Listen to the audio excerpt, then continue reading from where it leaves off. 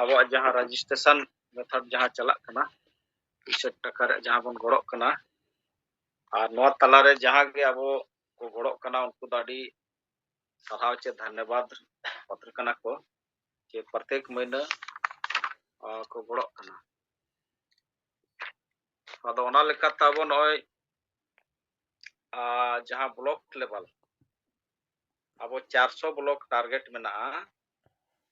400 block रे अब मिट्टी हर जहां गे जिम्मेदारी बन एमाया याते हतावाय एनखान ओना ब्लॉक खन मिट्टे कुंटी लेका तालन खान काउडी लेकाते ओडे खन 200 टका हिजुआ आदो 400 ब्लॉक्स रे अब नेतो धारिते 71 ब्लॉक्स रे आगे बन रजिस्ट्रेशन का आदो जनवरी दिसंबर रे 71 रजिस्ट्रेशन खन 21 ब्लॉक्स रे आगे पैसा हेज अकाना इन को भेजा का दिसंबर रे और जनवरी रे दो 71 रजिस्ट्रेशन खन 12 हड़ गे ब्लॉक रे को भेजा का जनवरी रे और 59 मेना गया बाकी उनका के दिसंबर हो 50 बाकी मेना गया आदो ओना लेकाते फिर अब जहां पर्सनली जहां अब बन गड़क कना अड़ी गान तो पर्सनली भाव ते हो अब नेतो धारि ओना दो रजिस्ट्रेशन कना 72 हड़ बन रजिस्ट्रेशन कना आदो दिसंबर रे अब 37 हड़ पैसा को भेजा का 35 तो बाकी मेना को गया तो ओना लेका जनवरी रे आदो 30 हड़ को भेजा का और 42 बाकी मेना को गया आदो ओना लेकाते मा अब बाकी जहां गे रजिस्ट्रेशन हुई कना चाहे ब्लॉक लेवल रे चाहे पर्सनली अब मा नवा जहां गे जिम्मा बन हताव का अब ना का पैसा बन भेजाय मा आमा तेहेना नवा सिंगल जुम रे जोड़ाव रेना दाव एमा कट बोन अबई पार्सी जितकरे दिसम गमके जीत बोंगा सरखान मुर्मू साउते जाहिर आयो मैडम सुमित्रा मुर्मू और एआई पनत खन जोड़ाव अकान सिंगल रे नेता कार्यकर्ता समर्थक सनाम कोगे इन पास्टा सेन खन सिंगल जोहार इन चंदन कुमार सोरेन अतु पुरबड़ा कुसमी ब्लॉक सिंगल वीडियो साउते assistant general head Rairangpur zone अदो रिपोर्ट लेकाते किछि कथा को इन सदर सनिन कना साउते रिपोर्ट चेतन रहो मिद बार कथा को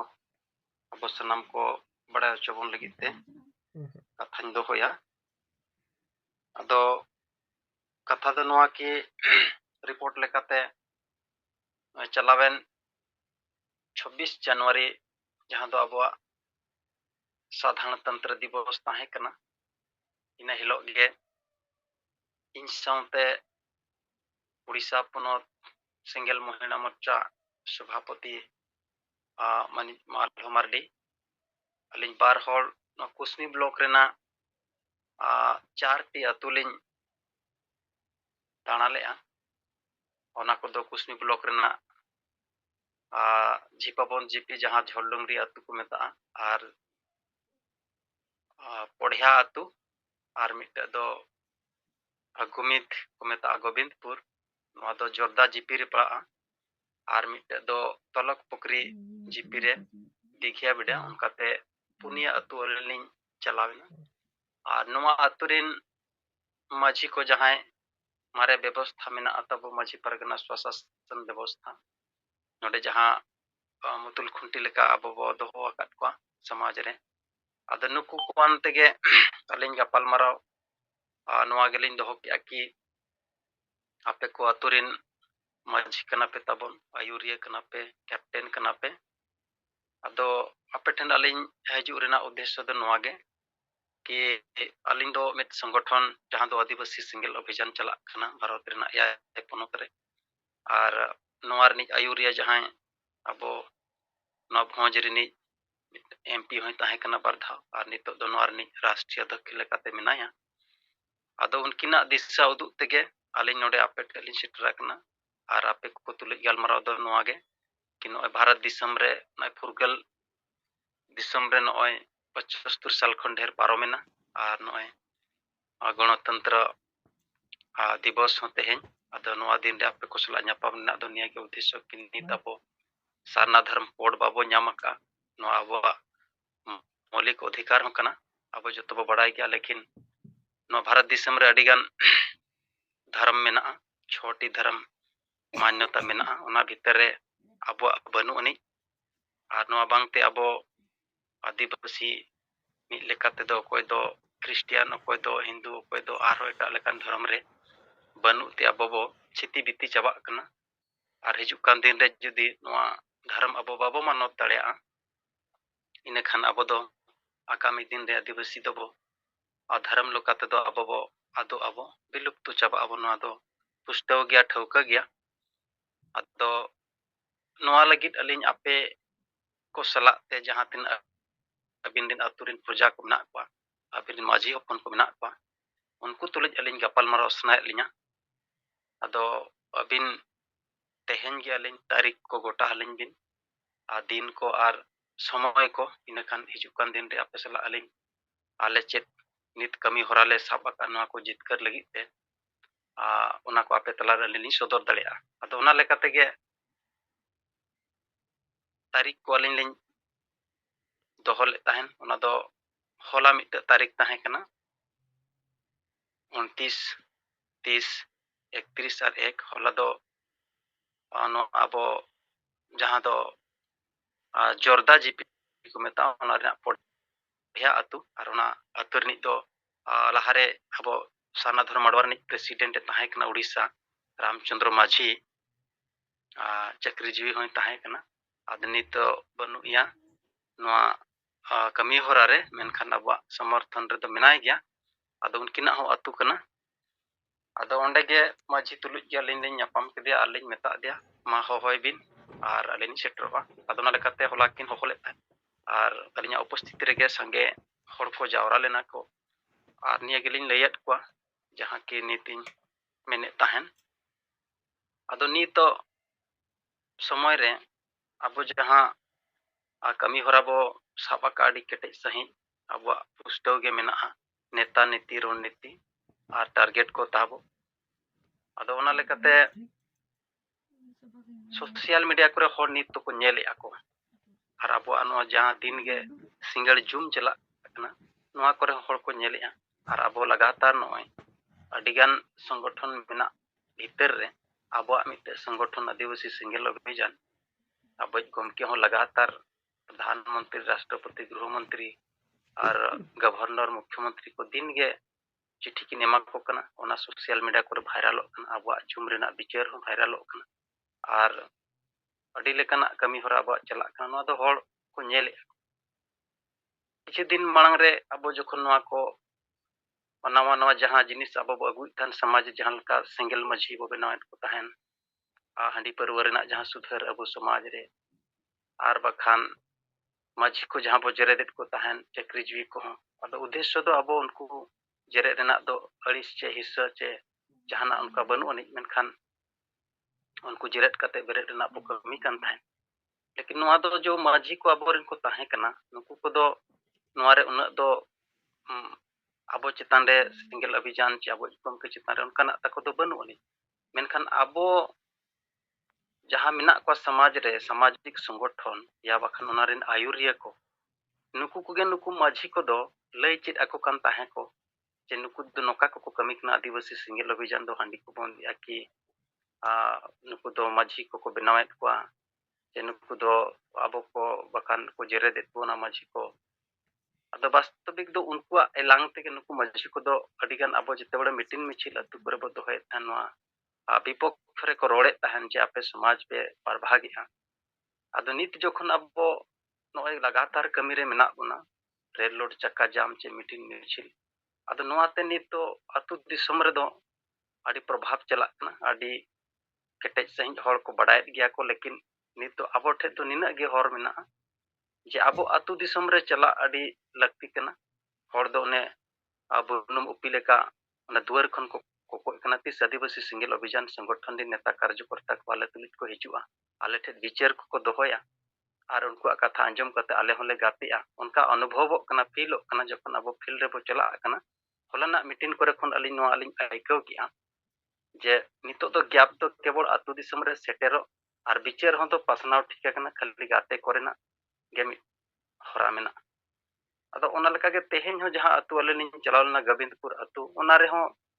ᱢᱟᱹᱡᱷᱤ ᱦᱚᱸ ᱟᱹᱰᱤ ᱯᱚᱡᱤᱴᱤᱵᱷ ᱜᱮᱭᱟᱭ ᱟᱨ ᱱᱚᱣᱟ ᱨᱮᱱᱟᱜ ᱥᱟᱯᱳर्ट ᱨᱮᱜᱮ ᱜᱟᱞᱢᱟᱨᱟᱣ ᱠᱮᱜᱼᱟ᱾ ᱟᱡ ᱥᱟᱶᱛᱮ ᱡᱟᱦᱟᱸ ᱛᱤᱱᱟᱹᱜ ᱜᱮᱠᱚ ᱛᱟᱦᱮᱸ ᱠᱟᱱᱟ ᱟᱡᱨᱮᱱ ᱯᱨᱚᱡᱟ ᱠᱚ, ᱩᱱᱠᱩ ᱠᱚᱦᱚᱸ ᱡᱟᱦᱟᱱᱟᱜ ᱟᱵᱚ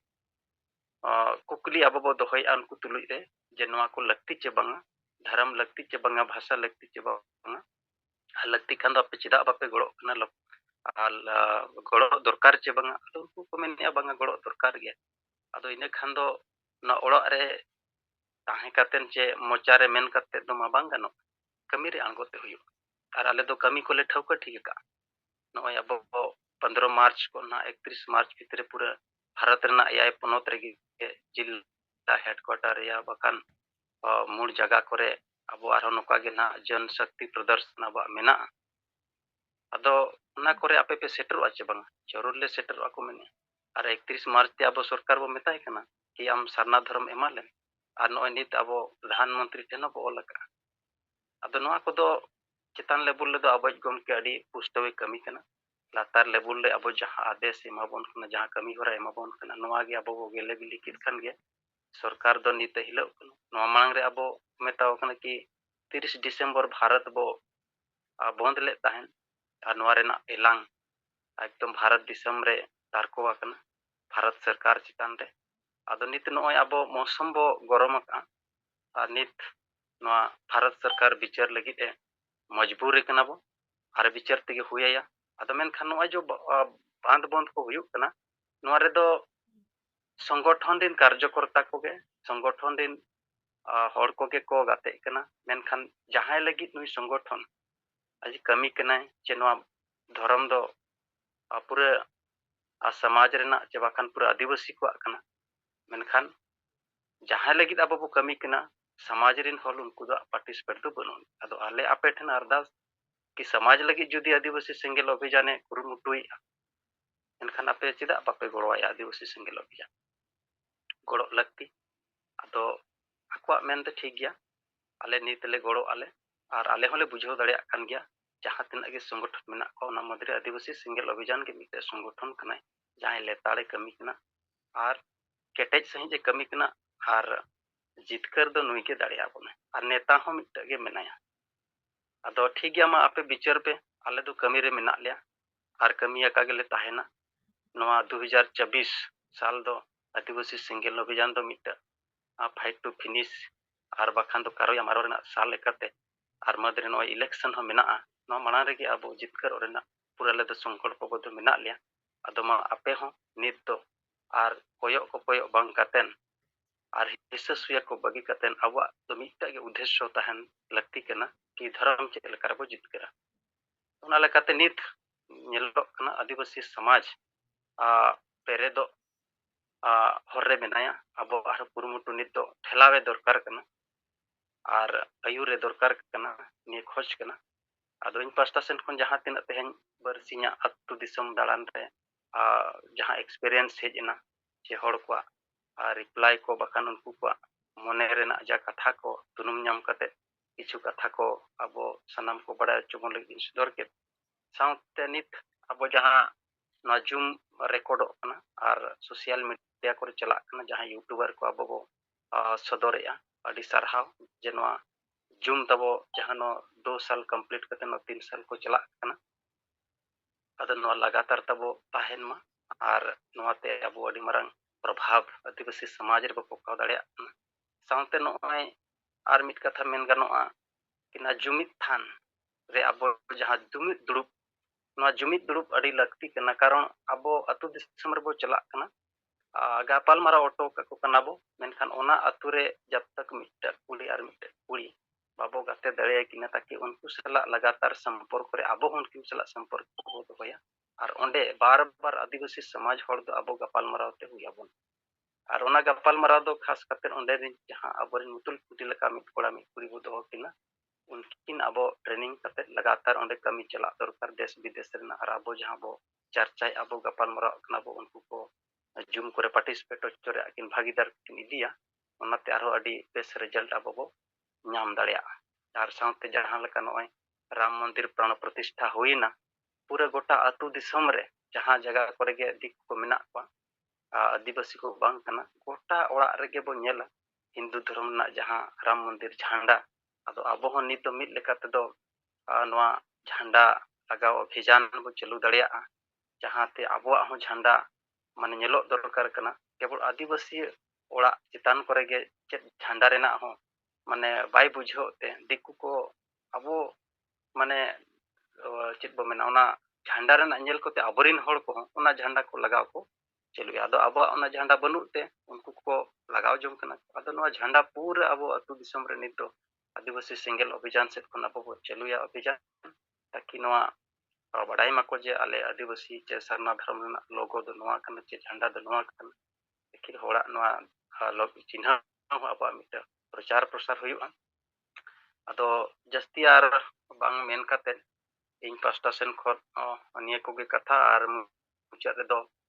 जहां होला लेले सेटर ले ताहे कना इन साउते मालहो मार्डी महिला मोर्चा सभानेत्री इन चंदन कुमार सोरेन और अब ट्राइबल एम्प्लॉयज एसोसिएशन जहां रारमपुर जोनल हेड अब सलखु सोरेन और उनकिन हो स्कूल चाबा कते रेहोगे अलिनी खबर किन खंजाय हो ओढ़िया तुरे किन सेटरना किन किना विचार को किन दो क्या उनकिन हो अड़ी सरहा और तेहेन दो आर मिद होड़ जहां दो नारायण किस्कू जहां दो कुसमी ब्लॉक परगना और assistant zonal head tribal employees association उनकिन हो सेटर किन ताहे कना आदो पे होड़ होला ले ताहे कना और तेहेन हो पे होड़ सिंगल पास्टा सेन खन विचार तो हरे आदो मुचाद रे जुमिद बाखेण को अब बो बाखेण अंजुमत को आदो मेता को कना बो कि अब बाखेण करे मा बांग बुटुम चेत को चबो बाखेणा आदो ओना मा बोंगा बुरु को बोल अंजुमा को कना मेनखान जुमिद और जितकर रना अबो परसी जितकर दिसम पे जीत बोंगा सलखन मुर्मु नो अबो सामंग काट बोना आदो नो बाखेण तो अबो बो जुमिद और जितकर दड़े अबो आदो नो जो बाखेण को अपेले अंजुमत पे नो बाखेण को अपे चेत लका पे बुझो किया सरी कि नोकाना बाखेण रे मिट दामना बाखेण कना चबंग अपे चेत लका पे आइको आदो को मेना बांगा नो बाखेण अडी बेस आदो उनका के नोआ बाखेण दो साप्ताहिक अपे हुयो चोय दरकार आदो अपे सेट खन हुनंग जहां के आयुरिया लेकाते अतुरिन नो पे चालू चो दाड़ेया इना खान नो बाखेण हो अडी मारंग दाड़े मेना आले दो नोले आइको दाड़ेया कना फिल दाड़ेया कना ले दिन के दिनम ले बाखेणी अनवा जूम रे हो और जूम आईडी को एमाद को और जूम हो सिंगल 8 बजे खन 10 बजे चला कना आपे नोआ करे पार्टिसिपेट पे आपे हो कथा को पे दो दाड़ेया और एआई पोनोत रे चित गपालमाराव चला कना ओका रणनीति ते नितो सिंगल अभियान तड़ामेया चेत लेकाय कमी होरा कोय साब रकाबेया ओना को चर्चा चला कना आदो ओना करे आपे पार्टिसिपेट लेकन आपे हो आर हो नोआ इदी कते जस्ती कथा पे बड़ाय दाड़ेया और आपे हो सरीगे सिंगल अभियान का कथा ची कमी को आपे पे तदारक दाड़ेया और आपे मने जीव हो मत आदिवासी समाज ना दुलड़ और कमी लगी माने दाड़े सरसावा आदो उनको को नोआ को अडी बेस को बुझाव केते शामिलो लिया को कथा केरा और जहां आपो कार्यक्रम सामांग रे बो दोहो का नोआ कार्यक्रम को होना पूरा संगे ते संगे होड़ पार्टिसिपेट रना जहां आइको कना और बेस गे बो सफल मेंते अलिया पूरा पतियो तहन कना और नोआ कमी होरा को ना अबो नोआ रायरमपुर जोन रे जतो ब्लॉक रे गे लगातार जनता तला रे अतु दिसम चला रेना कमी होरा को चला रेना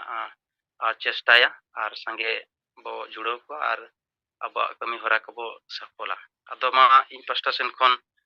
तेहेन और होला जहां कुसमी ब्लॉक रे कमी होरा को सपड़ाव लेना और इन को चितना रे कथा को तबो सनम को बड़ा चो लगे इन लय अंजुमत बना अदो निया को मेन करते कि इना कथा दो तबो नोडे गिन मुचादिया मा मुचा रे सनम को सिंगल जोहार जका तबो हम हो विचार को रिपोर्ट को तबो दोहय में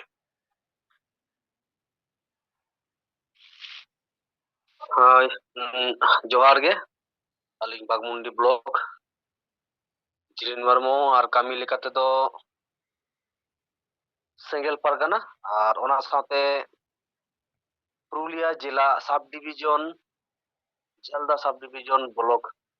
লেখাতে আলিᱧ ᱦᱚᱸᱛᱚ ᱪᱩᱱᱟ ᱡᱮᱞᱟ ᱢᱟᱱᱮ ᱡᱚᱜᱚ ᱯᱟᱨᱜᱟᱱᱟ ᱞᱮᱠᱟᱛᱮ ᱟᱹᱞᱤᱧ ᱠᱟᱹᱢᱤ ᱜᱮᱭᱟ ᱛᱚ ᱤᱧ ᱨᱮ ᱡᱩᱢᱨᱮ ᱥᱮᱞᱮᱫ ᱟᱠᱟᱱ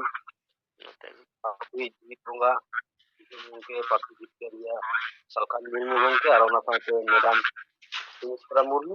ᱟᱨ ᱚᱱᱟ ᱥᱟᱶᱛᱮ 5 ᱯᱚᱱᱚᱛ ᱨᱮ ᱥᱮ ᱟᱭᱟ ᱠᱚ ᱥᱮᱴᱮᱨ ᱟᱠᱟᱱ ᱥᱮᱸᱜᱮᱞ ᱠᱟᱹᱢᱤ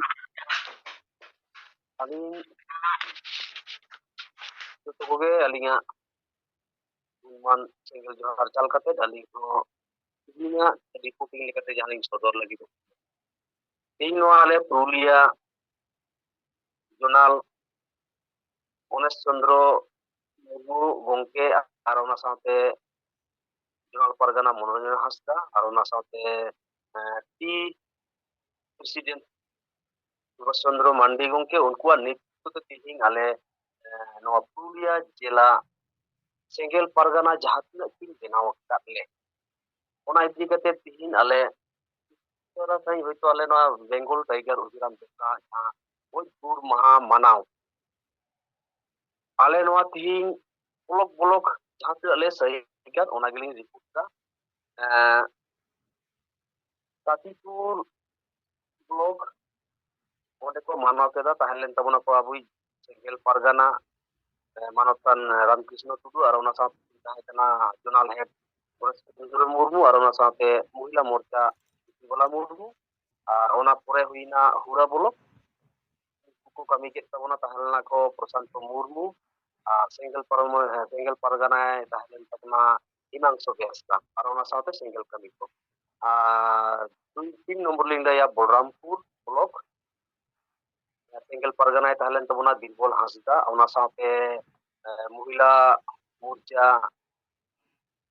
ভাইস প্রেসিডেন্ট বেলমুনি ম্যাডাম আর ওনা সাথে সনাতন প্রেসিডেন্ট গুরু কদো গমকে আর 4 নম্বর লিং লাইয়া সাতুরি ব্লক সেঙ্গেল পারগানায় তাহলেন তাবনা শিবা মুর্মু আর ওনা সাথে সেঙ্গেল কামিয়া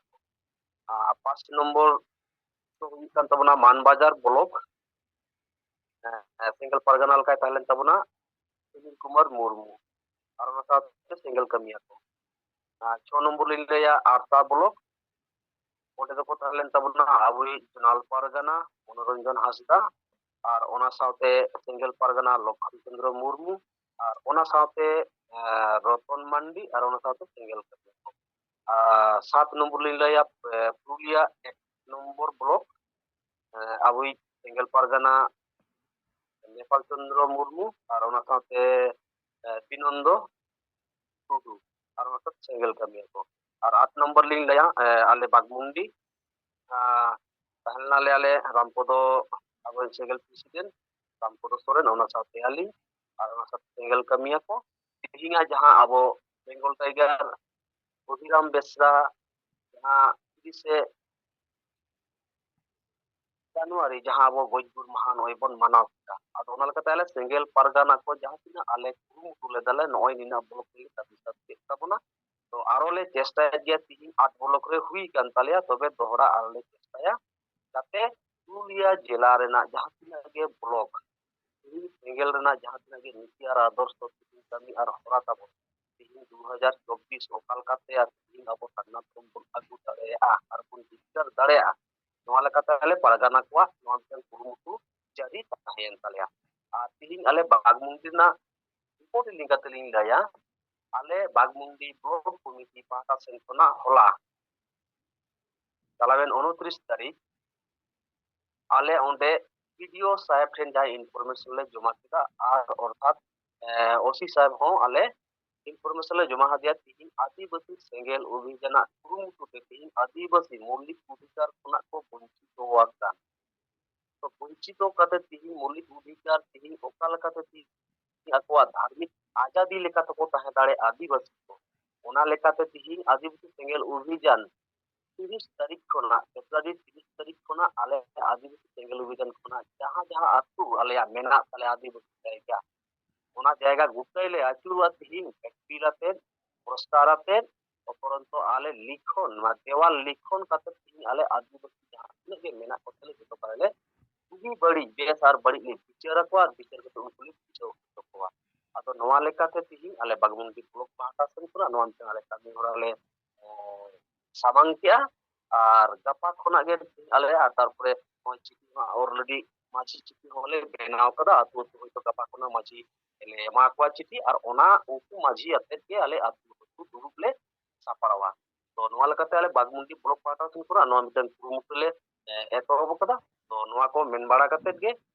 कथा आलिया नोडे गेली मुचेत केदा मा तोहराते सनम को आलिया संगर जोहार धीरेन मुर्मू गंके मा आडी आयमा गुणमान सराव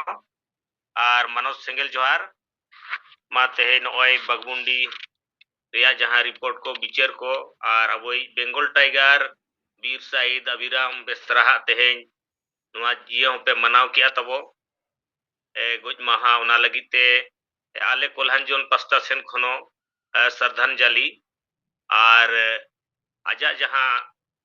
कुकमु चे थूम तय अबो जहां तिना अबो सेंगेल आगे अभियान रे मेना बोना आजा कुकमु हो अबो पूरा रे अबो मेना बोना आजा थूम हो अबो सा मेना मा उना लगिते तेहेन धीरेन मुर्मू गंके रिपोर्ट साते मा आयमा लीडर को नॉय मनाव रे जहां सेलेक्ट पे तहे कना इन पास्टा सेन खोनाडी आयमा गुणमान सरहाव और मानस सेंगेल जोहार आदो मा उनका के आरो रिपोर्ट को बिचार को तबो ती तुल काते बिचार को रिपोर्ट को दोहय मा सनम को जोहार लिंग बेंगल पन्ना को जिला तमिल लिखते ट्राइबल एसोसिएशन में जनम है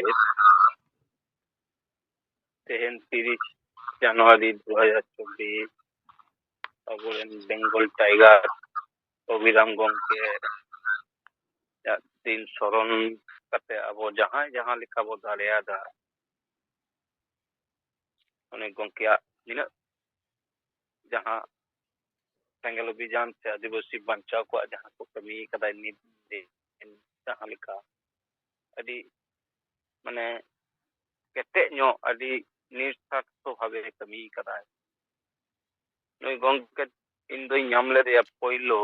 या धनेखली ब्लॉक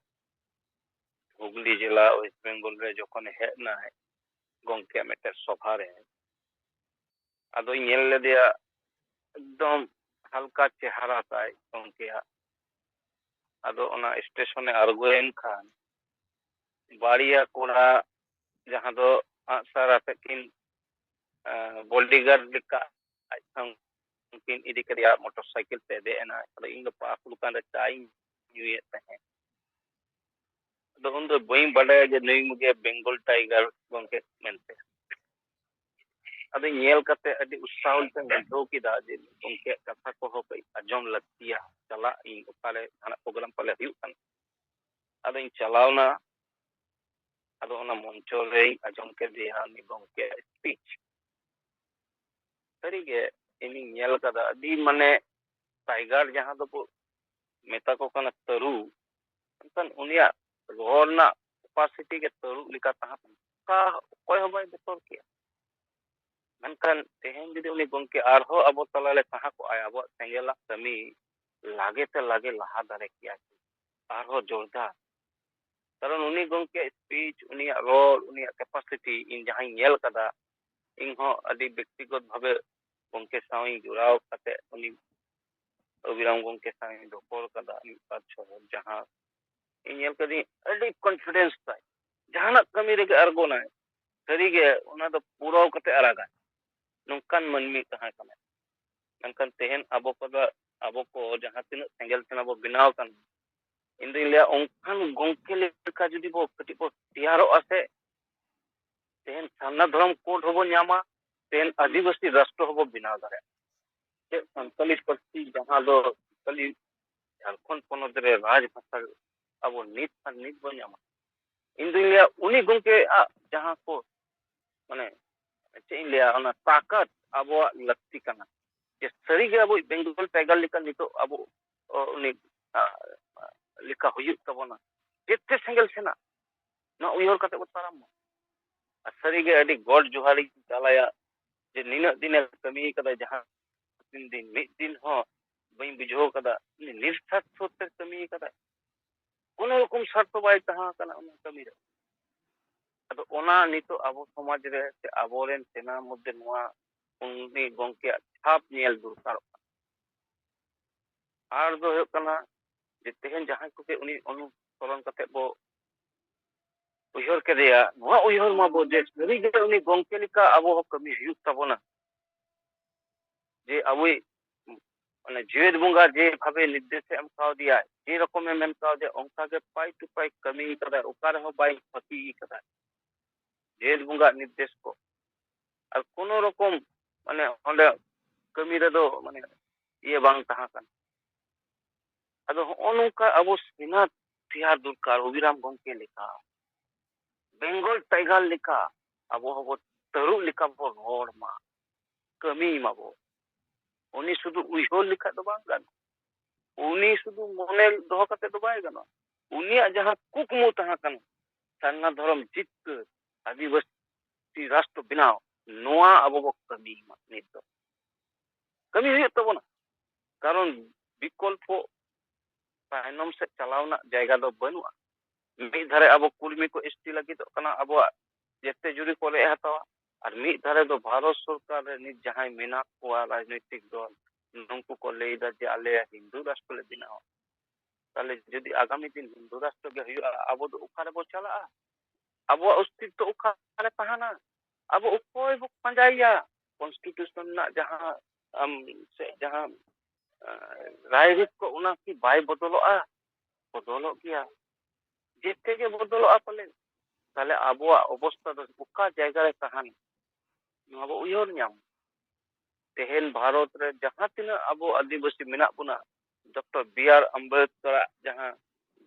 दयाते उनी कॉन्स्टिट्यूशन ऑल लेते उनी संविधान ऑल लेते उना संविधान आधार ते जहां ती जुड़ू बो ᱧᱟᱢᱮदा गापा हुलो नोआ जदि हिंदू राष्ट्र आ ताहले अबो अवस्था ओकालिका आ नोआ हो यो तबना ओना लिकाते पहिलो गे सावधान कते अबो गोंके समान कदाय आदिवासी राष्ट्र बनावना कथा बो समान मानित दो हम तनाम आतो आतो रे बसेनो आदिवासी संताल बुया को ते इटा समाज रे आदिवासी को ठेन हो मिता को जे आदिवासी राष्ट्र बो खजो अनित कारण आगामी दिन नो मेटन मालांग लड़ाई ना जायगा रे बतबुन कर अबो अस्तित्व बंचावना लड़ाई रे तेंगन हुआ अब संताली पार्टी अब जीवित बुंगा बंचाव रकाब का मेनखान उना गुजु डहार गे कारण नुई हेमंत सोरेन निना दिन मुख्यमंत्री तहा कते हो तेहन धरी उना बाय लागू लिदा राजभाषा लिकाते मेनखान आय जखन बाय लागू लिदा नितना परिस्थिति चे तिंगुइना आय हो उना मसनद रे दो दुदुक दो बाय ᱧᱟᱢᱚᱭदा उना लिकाते बर्सिंग पे महा पांजाते बाको ᱧᱟᱢᱟᱠᱟन हेमंत सोरेन उनी आ चबायना लापतायना बाबूलाल मरांडी सोशल मीडिया रे ऑल किदा लापता आदमी को जो भी खोज के ले आएगा हम पुरस्कार देंगे 6000 उनका ऑल कदा अगर होय जे तेहन बाबूलाल मरांडी हो जहाना कमी कान रहो अता नहीं लेदा आबो जदि आगामी दिन उनी होबो नेलिया जे राजभाषा लिकाते उनी की पुरावाय ना रोर रइदाय विरोधी दल नेता मिनाया उनी हो तो मिद दिन लगी बाय लेदाय उनी आदिवासी राष्ट्र बुना नुआ कथा की लेदा बाय लेदा तेन मान जतो कोन मारांग पद रे आबुलेन आदिवासी के मेना को महामहिम द्रौपदी मैडम तले मैडम मिना तुलु आबो चिदा भाषा भाषा जाति धर्म इज्जत आबादी जेते के रेजो कान दो ताहले परिस्थिति उतारे मिना आबो नुआ उयहर ᱧᱟᱢ आबो तेहन उका डहाले मिना बुना आबोरेन समाज रे जहां तिना उनको एरे टीम वाला को बिनाव कना आदिवासी नितुम ते अको दुकान को चलावदा नुंकु तो कोई लेना देना बनो अनवा परिस्थिति ना उनको जहां तिना एगेर को रे हो इनमा दिनम के दोहे दे को दिनम के इन सोशल मीडिया रे नवा को कथा अब जूम मीटिंग तिंग देइदा उनको माने जुदी मनमी को कहा को आउना ना उत्तर को ले दारे किया बाको ले गया बाडा को जे सरी गाल दो चमचा बिल छरा दो कोय बांग कनाले आले दो ओना गेल कमिया ओना गाले आतो कन कारण उनको तो गोय हर कना को से अब ये तो जीवित बुंगा मिना है अब जीवित बुंगा मिना ते अब जीवी ᱨᱮᱭᱟᱜ ᱠᱟᱛᱷᱟᱭ ᱨᱚᱲ ᱠᱟᱱᱟ, ᱡᱤᱣᱤ ᱵᱟᱧᱪᱟᱣ ᱠᱟᱛᱷᱟᱭ ᱨᱚᱲ ᱠᱟᱱᱟ, ᱟᱨ ᱱᱩᱠᱩ ᱡᱟᱦᱟᱸᱭ ᱟᱹᱭᱩᱨᱤᱭᱟᱹ ᱠᱚ ᱢᱮᱱᱟᱜ ᱠᱚᱣᱟ ᱯᱷᱮᱠ ᱥᱚᱝᱜᱚᱴᱷᱚᱱ ᱨᱮ, ᱱᱩᱠᱩ ᱫᱚ ᱜᱚᱡ ᱟᱹᱭᱩᱨᱤᱭᱟᱹ ᱠᱟᱱᱟ ᱠᱚ, ᱜᱚᱡ ᱮ ᱠᱟᱱᱟ ᱠᱚ, ᱟᱠᱚᱣᱟᱜ ᱚᱱᱛᱚᱨ ᱟᱛᱢᱟ ᱜᱚᱡ ᱮ ᱠᱟᱱᱟ। ᱵᱟᱠᱷᱟᱡ ᱜᱤᱫᱽᱨᱟᱹ ᱞᱮᱠᱟ ᱢᱤᱫᱴᱮᱱ ᱫᱤল্ᱞᱤ ᱨᱮᱠᱚ ᱥᱮᱱ ᱠᱟᱛᱮ ᱠᱚ ᱠᱷᱚᱭᱟ, ᱯᱷᱮᱵᱨᱩᱣᱟᱨᱤ ᱢᱟᱥ ᱨᱮ ᱵᱟᱝᱢᱟ ᱠᱚ ᱞᱟᱹᱭᱫᱟ ᱡᱮ ᱟᱞᱮ ᱡᱮᱛᱮ ᱟᱹᱫᱤᱵᱟᱹᱥᱤ ᱞᱟᱹᱜᱤᱫ ᱟᱞᱮ ᱟᱞᱟᱜᱽ ᱟᱞᱟᱜᱽ ᱫᱷᱚᱨᱚᱢ ᱞᱮ ᱠᱷᱚᱡᱚᱜᱼᱟ। ᱚᱱᱟ ᱫᱚ ᱚᱠᱟ ᱨᱤᱱᱤᱡ ᱦᱚᱲ ᱠᱟᱱᱟᱢ, ᱯᱟᱜᱽᱞᱟ ᱞᱮᱠᱟᱢ ᱨᱚᱲᱮᱫ ᱫᱚ, ᱚᱱᱟ ᱥᱚᱢᱵᱷᱚᱵ? ᱛᱟᱦᱚᱞᱮ ᱛᱚ ᱱᱩᱠᱩ ᱦᱤᱱᱫᱩ ᱨᱟᱥᱴᱨᱚ ᱡᱟᱦᱟᱸᱭ ᱠᱚ ᱞᱟᱹᱭᱫᱟ, ᱱᱩᱠᱩ ᱢᱟ ᱡᱮᱛᱮ ᱦᱚᱲ ᱜᱮᱠᱚ ᱞᱟᱹᱭ ᱠᱮᱭᱟ ᱡᱮ ᱟᱞᱮ ᱫᱚ ᱡᱮᱛᱮ ᱨᱟᱥᱴᱨᱚ ᱞᱮ ᱠᱷᱚᱭᱟ ᱢᱮᱱᱛᱮ ᱠᱚ ᱥᱟᱢᱟᱝ ᱠᱮᱭᱟ ᱠᱚ। ᱪᱮᱫᱟᱜ ᱠᱚ ᱞᱟᱹᱭᱫᱟ ᱢᱤᱫᱴᱮᱱ ᱜᱮ ᱠᱟᱛᱷᱟ? ᱛᱮᱦᱮᱧ ᱠᱚ ᱞᱟᱹᱭ ᱞᱮᱫᱟ ᱡᱮ ᱨᱟᱢ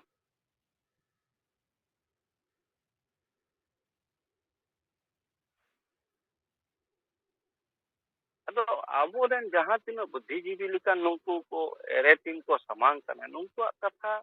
ᱱᱤᱱᱟᱹᱜ ᱫᱤᱱ ᱵᱟᱠᱚ ᱵᱩᱡᱷᱟᱹᱣ ᱠᱟᱫᱟ, ᱟᱨ ᱵᱟᱝ ᱵᱩᱡᱷᱟᱹᱣ ᱠᱟᱛᱮ ᱛᱮᱦᱮᱧ ᱩᱱᱠᱩ ᱠᱷᱟᱹᱛᱤᱨ ᱟᱵᱚᱣᱟᱜ ᱯᱚᱨᱤᱥᱛᱷᱤᱛᱤ ᱱᱚᱣᱟ ᱡᱟᱭᱜᱟ ᱨᱮ ᱦᱤᱡᱩᱜ ᱠᱟᱱᱟ। ᱛᱮᱦᱮᱧ ᱟᱹᱫᱤᱵᱟᱹᱥᱤᱭᱟᱜ ᱦᱟᱞᱚᱛ ᱫᱚ ᱱᱤᱭᱟᱹ, ᱟᱹᱰᱤ ᱦᱚᱲ ᱜᱮᱠᱚ ᱞᱟᱹᱭᱟ ᱡᱮ ᱟᱯᱮ ᱢᱟ ᱵᱷᱟᱨᱚᱛ ᱨᱮᱱ ᱯᱳᱭᱞᱳ ᱢᱟᱹᱱᱢᱤ ᱠᱟᱱᱟ। ᱛᱟᱦᱚᱞᱮ ᱪᱮᱫᱟᱜ ᱩᱱᱠᱩ ᱛᱟᱞᱟ ᱛᱮᱦᱚᱸ ᱱᱚᱣᱟ ᱨᱚᱲ ᱵᱟᱝ ᱥᱟᱢᱟᱝᱚᱜ ᱠᱟᱱᱟ ᱵᱷᱟᱨᱚᱛ ᱨᱮ, ᱡᱮ ᱟᱹᱫᱤᱵᱟᱹᱥᱤ ᱨᱟᱥᱴᱨᱚ ᱵᱮᱱᱟᱜ ᱢᱟ, ᱟᱹᱫᱤᱵᱟᱹᱥᱤᱭᱟᱜ ᱫᱷᱚᱨᱚᱢ ᱠᱳᱰ ᱦᱩᱭᱩᱜ ᱢᱟ, ᱟᱹᱫᱤᱵᱟᱹᱥᱤᱭᱟᱜ ᱥᱟᱱᱛᱟᱞᱤ ᱯᱟᱹᱨᱥᱤ ᱡᱟᱦᱟᱸ ᱡᱤᱛᱠᱟᱹᱨ ᱠᱟᱱᱟ ᱚᱱᱟ ᱨᱟᱡᱽᱵᱷᱟষᱟ ᱢᱟ, ᱪᱮᱫᱟᱜ ᱢᱤᱫᱴᱮᱱ ᱦᱚᱸ ᱥᱚᱝᱜᱚᱴᱷᱚᱱ ᱠᱷᱚᱱ ᱵᱟᱝ ᱥᱟᱢᱟᱝᱚᱜ ᱠᱟᱱᱟ ᱮᱴᱟᱜ ᱥᱚᱢᱟᱡᱽ ᱠᱷᱚᱱ? তার কারণ যেতে হর को বাডায়া আদিবাসী जो মুলুক হর কানা को নুকু को লুটো কোপে জম কোপে লাগা কোপে যাজা বল লিকা তেহেনা মেটেন সোশ্যাল মিডিয়া রে নেল কিদা जहां दो জোরবাহার রেন মেটেন পদ রে তাহা কানা চিলে তিরকি সম্ভবত উত্তরবঙ্গ উনি মানে ওনা আইএনটি সি উনি মেটেন লিডারে তাহা কানা जहां दो अब वेस्ट बेंगल पनत रे टीएमसी मेटेन संगठन कन आईएनटीसी उना संगठन नि उनी पदत्याग किदाय अरे लई किदाय जे कारणे मेन किदाय जे आले मा भूमिपुत्र कनाले और आले गे आम उना वस्तु हराना भिटेम एमाले कना अकय लिका उना आधार ते बांगमा उनी उना पदत्याग किदाय निना दिन परे बुझो किदाय अदो होय जे आदिवासी रे जहां तिना नुकु चामचा को समान कना विभिन्न राजनीतिक दल रे हो नुकु हो प्रश्न को हुआ जे बुया जेते राजनीतिक दल रे जेते समाज रे हर अको निर्दिष्ट कोय नाम का रे को खोय गया नित को खोय गया और आबो मा आबोरेन अयुरियो जहां नु सुबोध हासदालिका अयुरियो दिल्ली रे चलाव कते ले दाले जेते धर्म आदिवासी जहां तुम को ले खोय 10-15 टिके एमाले मा एकदम माने माने लड्डू जिनिस कना मिठाई लड्डू एकदम चलाव गोना नुई हो तो एकदम लेगन पूरा एकदम होरे विभ्रांत होय अदो हो नोंकान अयुरियो ठेन कोन अबो हो हर बो बंचाव को अबो सेंगेल माने समाज रे प्रतिष्ठा हुआ नित दो समाज दो गोय ठीक कना संसार आदिवासी समाज दो गोय समाज नित जीवी एम होय कना नित बो एम बो एहोब कदा समाज जीत माने जीवी रे हिजुक कना गोय समाज खन बो जीवी बो एमा को कन नित जहां जहां अतो करे बो बोलना जेते रेगे जीवी चला कना नित आबो दारायते मेटे अतो रे बो जीवी बो अगुइदा कारण जुदी उनको जीवी तहा को अतले मा पुटेस किया को से याले कुर्मी करे हताव दा आले संग चिदा बाले रोला बाको रोल दस्तार माने उनी दो गोय गया अदो गोय हर चेलिकाते उनी पुटेस चेलिकाते विरोधा अब तेहन सेंगेल अभियान तलाते सेंगेल सेना तलाते तेहन प्रत्येक आतो रे जीवी एम काम चला इनको एमिदा और ओना आधार से जहां तिना अब सेंगेल सेना आतो रे बोलोना ओय मेटे गोके लेई किदे सरी गे जेते समाज के झंडा डंडा दो मिना और अपनारा समाज रे तो नित हो झंडा के बन ऐसे का अडी दिन धरे अडी रकम झंडा तो नेल का उनको ना पेया तीर ना को उड़ा सुमुंग रे हो बनु आना झंडा चिदा रे 1900 बांगमा मिसाई हुयुक काना 100 बछर लगी दो काना पे ओना संगठन मिट दिन लगी हो आतो रे मेते आपे झंडा के बांग दिसा जेते समाज रे झंडा मिना जेते धर्म रे झंडा मिना अपनारा दो झंडा के बनु आसिदा कारण दो हुयुक काना नुनको दो मुलुक हर और गोय हर दो माने चे हो बाय दिसा आसे सरी के जीवित बुंगा तेन जुदी अब समाज रे बाय माने जन्म को आय अब को चाबा को अलिते दो भारत फुटबॉल कते अब अस्तित्व बार माने 20 साल ले दो चाबा को गया 50 साल दो आदिवासी मेनते चे बाय तहां को सरी के अब दया कते एम का बुना अब डॉक्टर बी.आर. अम्बेडकर उनिया दया ते बिना बुना सरी के जे उनी कॉन्स्टिट्यूशन रे ऑल कते जहां माने बाको खोय कदे उनो मारंग मारंग जिनिस एम का बुना मेनखान आबोरेन होर बाको लिया ऐसे बो न्याम कदा तो उनाते बाबो दोहो दारे कन ओय तेन कुर्मी को लाख लाख को जारा कन मिद धारे कुर्मी को और मिद धारे तो धर्म ᱧᱩᱛᱩᱢ ते आबो हाना नुआ धर्म रे को इदी बुना आदो चिकियाम आम दम गुजुआ माने जीवे तेम गुजुआ आम अस्तित्व बाय तहाना माने आम दो सीता सुकड़ी खनम अधीन सीता मेते झुंड तहन गया उनको इलाका तहन गया उनको इलाका रे जहां गे इटा सीता चला लेका दमे को लगाया मेनकान आबो तो माने सीता सुकड़ी खनो बत्तर अवस्था माने आबो मानवा रूप ते जन्म कना सुदु उना टुकु मिना बाकी दो चे हो बोहो बाय कमी गया ती हो बाय कमी गया जंगा हो बाय कमी जहां रे गे नेल कम सुदु माने सुकड़ी लिका चटो बो चले तारे बेल पहाड़ी पता बिंदु रे बो चला कना लाख लाख बो जारा कना ना सुकड़ी लिका ना बो जारा कते हंडी पोल न्यू कते बो तोहेल बड़ा निजे रे आयो बाबा बाय नेल ठिको दारे जे ले गिद्रा मेनते नुका बो न्यूया उनका गे प्रत्येक पता रे हो नुआ दिसतो नेल कना फुटबॉल बो एनक कना जेते जगह रे उनका दिसतो हो कना तो समाज बंचाना कथा दो कोई ठेन हो बाय तो नित मा हेमंत सोरेन उयर कते जहां को वोट दे जे नहीं बंचा ले नुई के तो आता बाय ना मा आदो कई में झारखंड पोनत देन झारखंड रे जहां तीन आदिवासी संतान नित दो ओकारे पे चला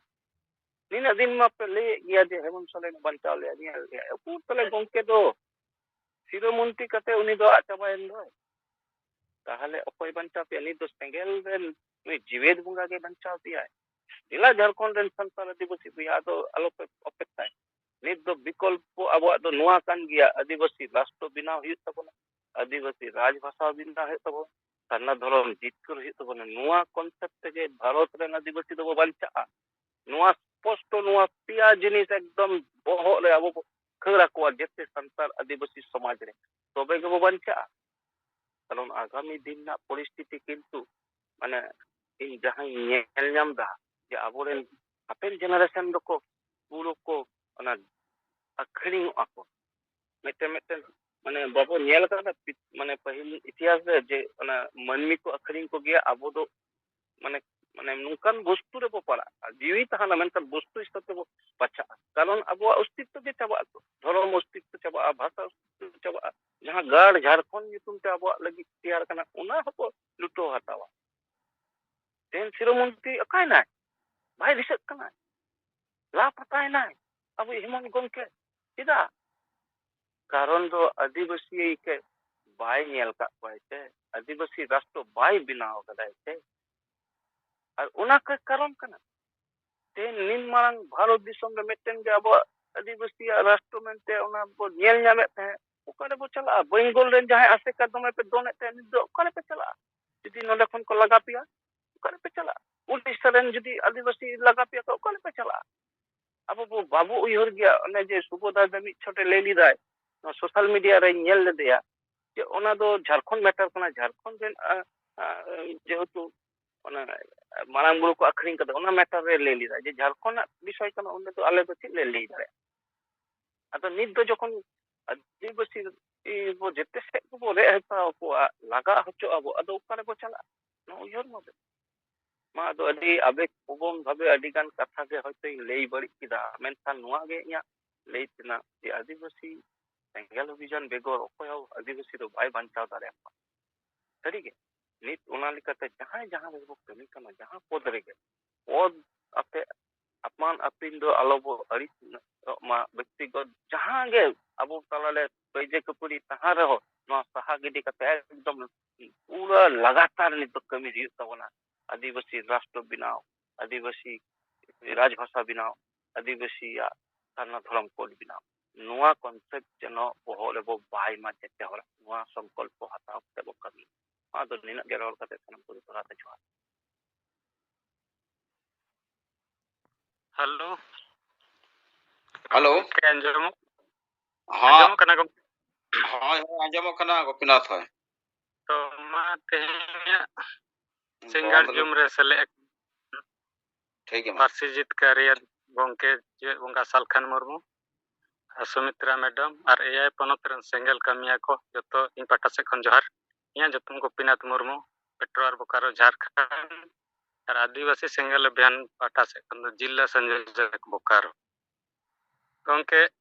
ᱨᱤᱯᱳর্টিং ᱞᱮᱠᱟᱛᱮ ᱟᱞᱮ ᱛᱮᱦᱮᱧ ᱵᱳᱠᱟᱨᱳ ᱨᱮᱭᱟᱜ ᱥᱮᱠᱴᱚᱨ 4 ᱨᱮ ᱞᱮ ᱫᱩᱲᱩᱵ ᱞᱮ ᱫᱚᱦᱚ ᱞᱮᱫᱟ ᱟᱫᱚ ᱚᱱᱟ ᱫᱩᱲᱩᱵ ᱨᱮ ᱟᱞᱮ ᱞᱮ ᱜᱚᱴᱟ ᱠᱮᱫᱟ ᱟᱞᱮ ᱥᱟᱭᱠᱮᱞ ᱨᱮᱞᱤ ᱡᱷᱟᱱᱰᱟ ᱦᱮন্ডᱣᱤᱞ ᱴᱟᱢᱟᱠ ᱞᱟᱹᱭ ᱛᱮᱞᱮ ᱥᱮᱱᱚᱜᱼᱟ ᱟᱨ ᱟᱹᱛᱩ ᱟᱹᱛᱩ ᱢᱟᱹᱡᱷᱤ ᱞᱮ ᱧᱟᱯᱟᱢ ᱠᱚᱣᱟ ᱟᱨ 7 एप्रिल ᱨᱮ ᱥᱟᱸᱜᱮ ᱥᱮ ᱥᱟᱸᱜᱮ ᱦᱚᱲ ᱞᱮ ᱡᱟᱨᱣᱟ ᱠᱚᱣᱟ ᱚᱱᱟ ᱨᱮᱭᱟᱜ ᱞᱮ ᱜᱟᱞᱢᱟᱨᱟᱣ ᱠᱮᱫᱟ ᱟᱨ ᱚᱱᱟ ᱵैठक ᱨᱮ ᱟᱞᱮᱨᱮᱱ ᱯᱨᱚᱫᱮᱥ ᱚᱫᱽᱫᱷᱚᱠष ᱫᱮᱵᱱᱟᱨᱟᱭᱚᱱ ᱢᱩᱨᱢᱩᱭ ᱛᱟᱦᱮᱸ ᱠᱟᱱᱟ ᱡᱚᱱᱟᱞ ᱦᱮᱰ आनंद टुडुᱭ ᱛᱟᱦᱮᱸ ᱠᱟᱱᱟ जिला अध्यक्ष सुखदेव मुर्मुय तहां कना और आले 6टा प्रखंड रेन सेंगल कमिया सेले ले तहां कना मिटन दो गोला प्रखंड पेट्रोवार प्रखंड कसमार प्रखंड जरीडी प्रखंड चास प्रखंड और चंद्रपुरा प्रखंड रेन आले सेले ले तहां कना आदो गोंके समय हो उनका बनुआ आदो खाटो माछा लई कते नोड़े गिया कथाई मुचेदा मा जतो को जोहार हाँ ना गोपीनाथ मुर्मू गोंके हाय हाय अंजमना अंजम लेना गोंके हाय हाय हाय अंजमना तो ठीक है गोपीनाथ मुर्मू कथा को रिपोर्ट को अंजम के अड़ी सराव नुकु हन तातु तो चलाव रे और अब विचार को दो इदी कते नवा को इदी कते को गपलमराव के अदो अड़ी मा सराव गोपीनाथ मुर्मू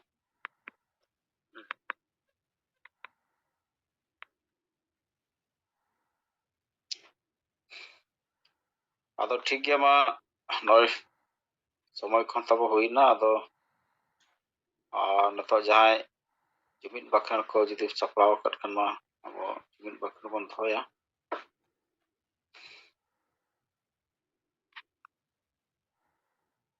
बीमा गंके जोहार गे हाँ जोहार आदो माई पास्ता सेन नय जुमिद बाखेड़ी सपड़ाव का तबो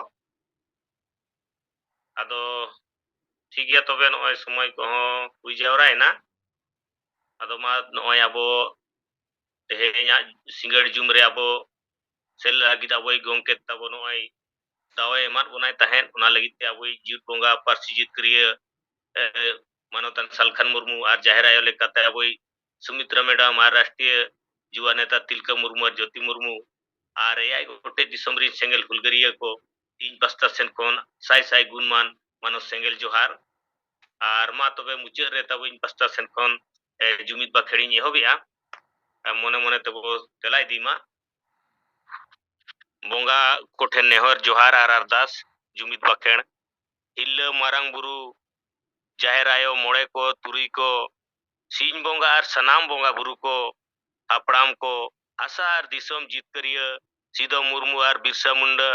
ऑल गुरु गोंके रघुनाथ मुर्मू और तिलका मुर्मू सला सनाम बीर बांटा को मा आपे ठेनले नेहर जोहार और गोड़ो कना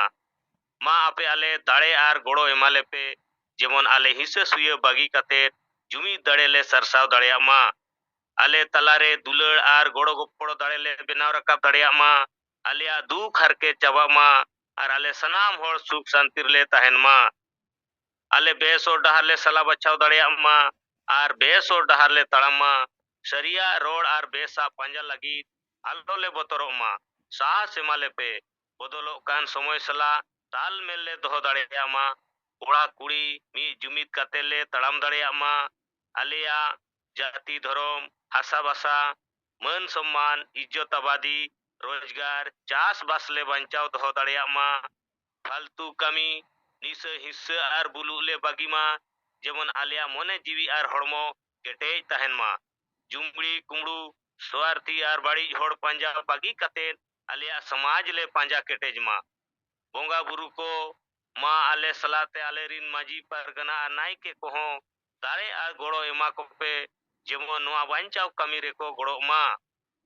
दिसोम गोंके सालखान मुर्मू आयुरते संताड़ी पार्सी ले जितकर किया एमाय पे केटे दाड़े गोड़ो और बुद्धि जेमन आजा आयुरते सारना धरम ᱟᱨ ᱫᱤᱥᱚᱢ ᱞᱟᱜᱮ ᱞᱮ ᱡᱤᱛᱠᱟᱹᱨ ᱫᱟᱲᱮᱭᱟᱜ ᱢᱟ ᱵᱚᱸᱜᱟ ᱵᱩᱨᱩ ᱠᱚ ᱢᱟ ᱥᱟᱱᱟᱢ ᱫᱟᱨᱮ ᱵᱩᱨᱩ ᱡᱤᱵ ᱡᱚᱱᱛᱩ ᱪᱮᱬᱮ ᱪᱤᱯᱨᱩ ᱟᱨ ᱮᱴᱟᱜ ᱢᱟᱱᱣᱟ ᱠᱚᱦᱚᱸ ᱟশীর্বাদ ᱮᱢᱟ ᱠᱚᱯᱮ ᱡᱮᱢᱚᱱ ᱟᱠᱚ ᱦᱚᱸ ᱥᱩᱠ ᱥᱟᱱᱛᱤ ᱨᱮᱠᱚ ᱛᱟᱦᱮᱱ ᱢᱟ ᱡᱚᱦᱟᱨ ᱜᱩᱨᱩ ᱠᱚ ᱟᱯᱮ ᱥᱟᱹᱠᱷᱤ ᱥᱚᱵᱷᱟ ᱠᱟᱛᱮ ᱤᱧ ᱟᱨ ᱟᱞᱮ ᱠᱤᱨᱤᱭᱟᱹ ᱞᱮ ᱦᱟᱛᱟᱣ ᱮᱫᱟ ᱡᱮ ᱟᱞᱮᱭᱟᱜ ᱡᱟᱹᱛᱤ ᱫᱷᱚᱨᱚᱢ ᱟᱥᱟ ᱵᱷᱟᱥᱟ ᱤᱡᱽᱡᱚᱛ ᱟᱵᱟᱫᱤ ᱨᱳᱡᱽᱜᱟᱨ ᱪᱟᱥᱵᱟᱥ ᱮᱢᱟᱱ ᱵᱟᱧᱪᱟᱣ ᱞᱟᱹᱜᱤᱫ ᱤᱧ ᱟᱨ ᱟᱞᱮ ᱛᱚᱱ ᱢᱚᱱ ᱫᱷᱚᱱᱛᱮ ᱜᱚᱲᱚ ᱞᱮ ᱮᱢᱚᱜᱼᱟ ᱟᱯᱮ ᱟᱞᱮ ᱟশীর্বাদ ᱮᱢᱟᱞᱮᱯᱮ ᱡᱮᱢᱚᱱ ᱟᱞᱮ ᱞᱟᱜᱮ ᱞᱮ ᱡᱩᱢᱤᱫᱚᱜ ᱟᱨ ᱡᱤᱛᱠᱟᱹᱨᱚᱜ ᱢᱟ ᱡᱚᱦᱟᱨ ᱟᱫᱚ ᱢᱟ ᱤᱧ ᱯᱟᱥᱴᱟ ᱥᱮᱱ ᱠᱷᱚᱱ ᱢᱩᱪᱟᱹᱫ ᱨᱮ ᱛᱟᱵᱚ ᱱᱚᱜᱼᱚᱭ ᱡᱩᱢᱤᱫ ᱵᱟᱠᱷᱮᱬ ᱠᱚ ᱦᱩᱭ ᱥᱟᱹᱛ ᱮᱱᱟ ᱟᱫᱚ ᱫᱚᱦᱲᱟ ᱛᱮ ᱤᱧ ᱯᱟᱥᱴᱟ ᱥᱮᱱ ᱠᱷᱚᱱ ᱟᱨ ᱠᱚᱞᱦᱟᱱ ᱡᱚᱱ ᱯᱟᱥᱴᱟ ᱥᱮᱱ